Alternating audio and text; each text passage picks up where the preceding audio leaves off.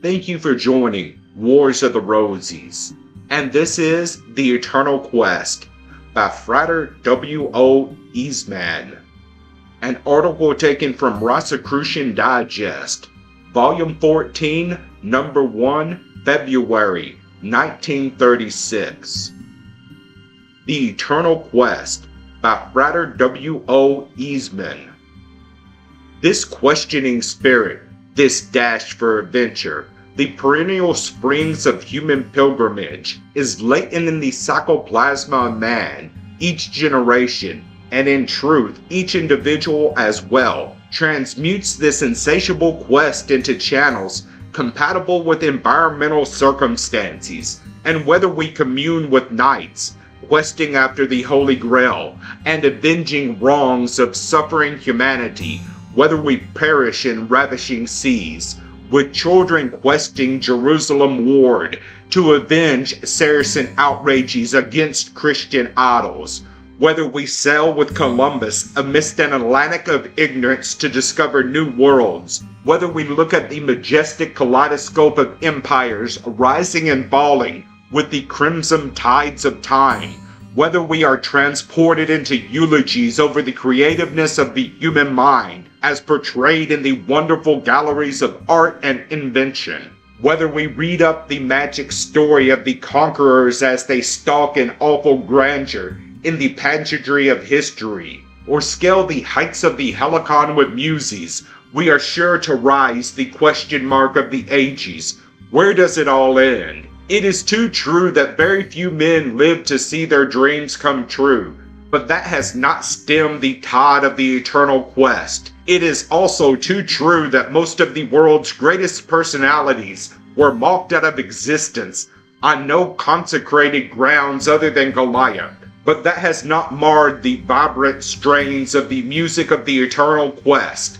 The eternal quest starts nowhere and ends nowhere.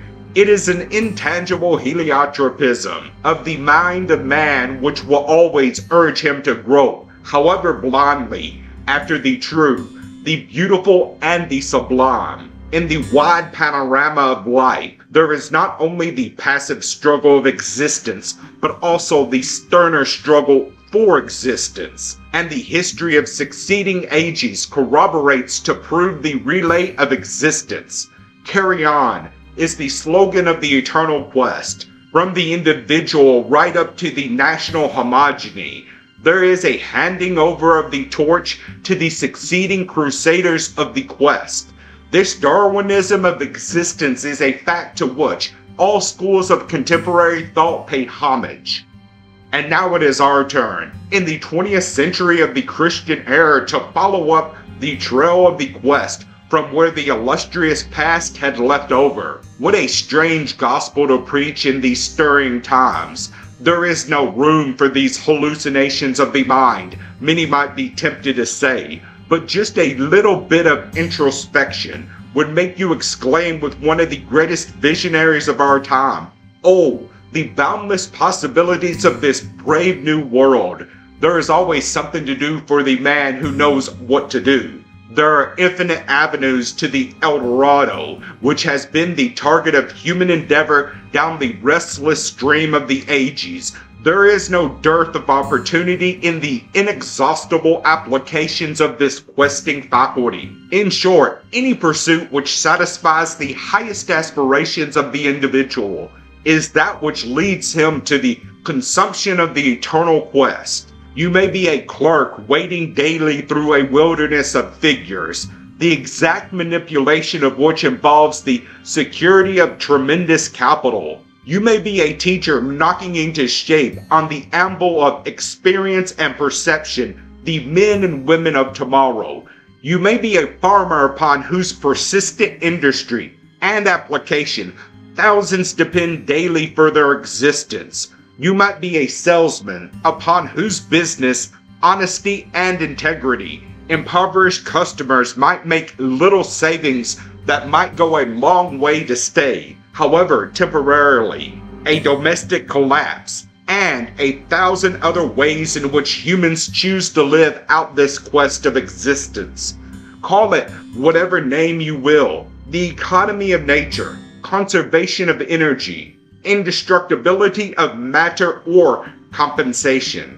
We have all to be convinced that nothing is ever done in vain, that every ounce of honest effort is a step forward in the right direction towards the realization of the eternal quest. The mighty strokes of the editor's pen, hafting left and right, the lame policies of the administrators, the harangue of the orator, hissing blam to those who are downcast along the high road of political repression, the missionary, blowing the bugles of his Christian message, and bolstering up the fallen columns of the regiment of the cross, the reformer denouncing the evil of our social order, the severe moralist sitting in judgment upon the coarse ethics of private and public lives, the agitator calling a halt to the ruthless march of capitalism, exploitation, suppression, and diplomatic ostracism,